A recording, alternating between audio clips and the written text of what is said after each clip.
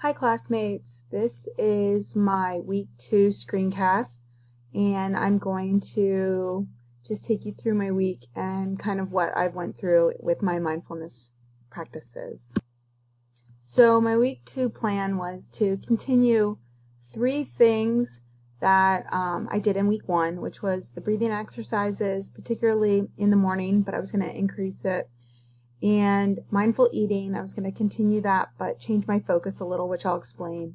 Guided meditations at night, which I was already doing prior to this class for some length of time and then kind of steered away from. And I added 2 new things, and that is body scan meditation and just kind of practicing that throughout the day to kind of think about what was going on with my body and mechanics of my body.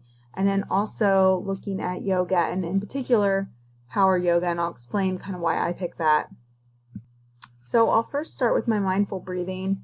So I started this and never really have done this before, and in fact anytime I was introduced to any type of breathing exercises, I would kind of get freaked out. I didn't like to follow what other people would do or tell me as far as my breathing, and actually kind of made me like hyperventilate even attempting to breathe like other people, and just brought anxiety to me. So one thing I found that worked for me last week was just keeping it very simple. I'm not counting, I'm not stressing out, I'm just breathing in, focusing on my body, clearing my mind, and then just pushing every ounce of air in my lungs out. And that really has been successful for me because I am not overcomplicating it or getting anxious. So not only did I do this in the morning, but I found myself as the week went on doing it throughout the day. So that's why I wanted to extend it. So I was using it several times throughout the day. Especially this week, I found myself using it often because my anxiety was increasing with all the situations that I was having to go through that I have never been through before. I actually started even doing this at night to help clear my mind before I would start any type of meditation or music. And I never really had to do this before, but with just all of the anxiety and what ifs from this week, I found myself needing to do this before I started. And one thing that I really found a connection is that my mindful breathing is really the root of all of my practices now. So as I am doing the other practices that I'm going to talk about, I find myself starting first by just taking some almost like cleansing breaths before I really start. And I'm thinking about my breathing as I'm doing my activities and different practices. So this is really powerful for me because this is just something that just makes sense for me personally and is working for me. Okay, next is mindful eating. And I started this practice last week, and the reason I had picked it, as I stated before, was I just really didn't have an appetite and didn't really enjoy eating much at all, and just had really bad habits in that regard. So I had a lot of success with it. It was awkward. It was very outside of my comfort zone, but I wasn't too hard on myself. I didn't try to do it every meal. So what I found was I was eating a lot more because I actually could taste food again, but I was a lot more hungry. So my focus changed to thinking about why, when, and what I'm eating.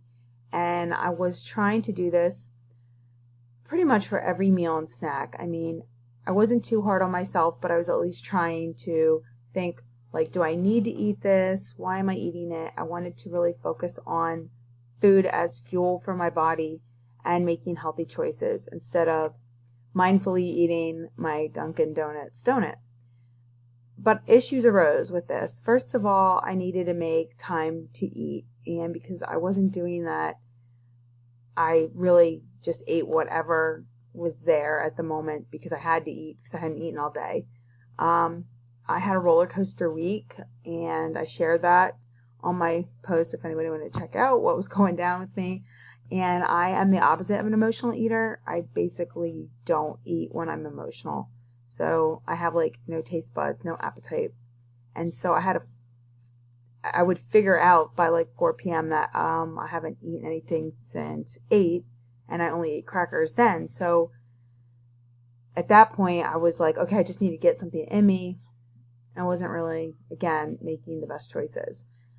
Tuesday, before everything got a little crazy, I did mindfully eat that day. Was really focused on my choices, was enjoying my food, but then Tuesday evening is when things started to go downhill with my family. So I'm trying to get back on track with this. I really do eat fast, so I need to slow down, and I kind of disengaged again with my senses, so I do need to get back to doing that. Last night I had a piece of dark chocolate, and I just thoroughly enjoyed it. So I'm trying to kind of rebuild that and just kind of take my time, even if it's just with a snack, and just really savor it and enjoy it. So we'll see what happens with this. And my last one that I was like continuing the practice and that I wanted to extend was my nightly bedtime routine with my guided meditations. And my way of extending this was that I wanted to try other meditations instead of my favorites, because I literally listen to the same 2 or 3 every single night. And the issues that came up was I really don't like anyone else's voice yet. Like I haven't found a person that I really like. And being that it's at night, I'm tired and I don't want to keep searching. So right now, Deepak is still my man, is what I say. But I am going to try to maybe like peruse through some different ones that I want to try like earlier in the day. That way when I get to bedtime, I can just like, oh, this person, I already heard them, or this one has really good reviews. So I'm going to do a little more research instead of just going with what I see at the moment, which is kind of what I've been doing, or just going with some recommendations and not listening to them prior to see if their voice works for me. But something I tried that was new is I just decided to do some ambient music, and it was the one that really stood out that I liked. I had different ones, but ones that really focused on healing your chakras, if I'm saying it right. And I did some research on that this week because Deepak Chopra talks a lot about that in one of the meditations, and I really wasn't sure all about what he was talking about, so I did some investigation in that, and it was interesting, and I really enjoyed the soothing music.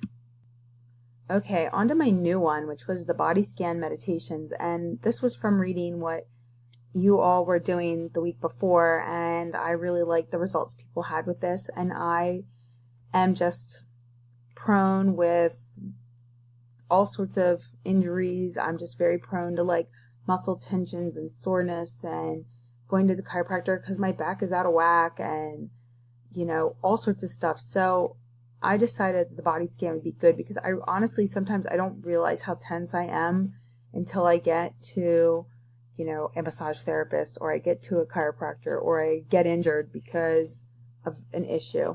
So I found this video. It was only 10 minutes. Stephen Cope was the voice that I really liked. Again, I'm all about my voices. And what I learned that worked for me, it was great for a midday break. Just doing a 10-minute session was perfect. It helped work out the tension that I was carrying. And then throughout the day, on the days that I did the body scans, I was thinking about my body. I was thinking about the tension in my neck and in my back, and kind of like trying to stretch it out and relax it throughout the day. The only issues I really had were that it made me really sleepy. On the second day especially, I actually listened to it several times because I kept falling asleep. Now, when I was reading articles about it prior to do a little background, that seemed to be a common thing, and they said it was okay and to kind of go with it.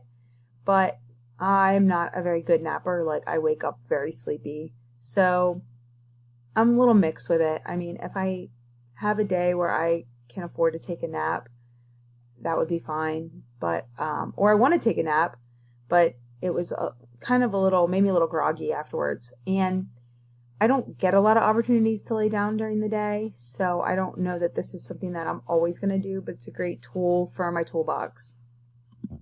And being a very physical person that is nursing a lot of old injuries from competitive sports, and I did the mindful walking / running last week, I decided to just expand and just go, you know what, I'm going to do something totally different. And yoga and I have never gotten along. I'm very flexible and I have fairly good balance. I'm just bored. I'm a rugby player and I need contact. I need to be doing something that is keeping me going, where we're moving pretty fast. So I decided to go with something called power yoga. And I put the article there that kind of explains it if anybody wanted to check that out. But I couldn't put the video because the video that I found was on Amazon Prime. And so I really liked it. And I didn't find it on YouTube to be able to put it on here. I didn't find the same guy. And actually, a lot of the power yoga ones I found on YouTube were pretty, I don't know, I thought they were a little bit poor quality. So I'm going to stick with the Amazon Prime if I'm going to do it at home. And there's a few other ones on there that I want to try. But just like all my physical activity, I have to schedule the time to do this. If it's unscheduled, it's not going to happen. I need to focus on my breathing and my body mechanics. When I started getting distracted, I started epically failing. I lit a candle. I kept the lights low. I had music going on, and there was some music in the video. So that was really nice and engaged all my senses, which made it much more pleasurable. I wasn't bored. I was sweating. I got a really nice workout for 30 minutes. And I would love to try this now in a real yoga studio. So I'm going to see about that before this course ends. So overall, my week 2 was pretty much a success in following my plans. Again, I did a lot of what I already knew worked for me. And the 2 new things really weren't that hard to implement. So I'm hoping for a more positive week this week. But again, this class has just come at the right time for me because with all the struggles, I've had these tools to use to just help me stay focused and help me stay positive and in the moment and really non-judgmental. All right, thank you very much and good luck to everybody on week 3, and I can't wait to see what you guys all did. All right, bye.